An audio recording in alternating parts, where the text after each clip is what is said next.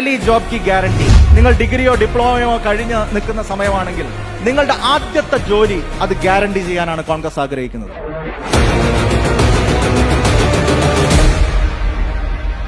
ഒരു വർഷത്തെ അപ്രന്റീസ്ഷിപ്പ് ഈ മുഴുവൻ ബിരുദധാരികൾക്കും ഡിപ്ലോമധാരികൾക്കും നമ്മൾ ഉറപ്പുവരുത്തും. ആ ഒരു വർഷത്തേക്ക് 1 ലക്ഷം രൂപ നിങ്ങൾക്ക് സ്റ്റൈപ്പൻഡ് ഇനത്തിൽ സർക്കാർ ഉറപ്പുവരുത്തും. വലിയ തുകയൊന്നല്ല, മാസം ഏതാണ്ട് 8,000 രൂപ 8,500 രൂപ, വലിയ എമൗണ്ട് അല്ല.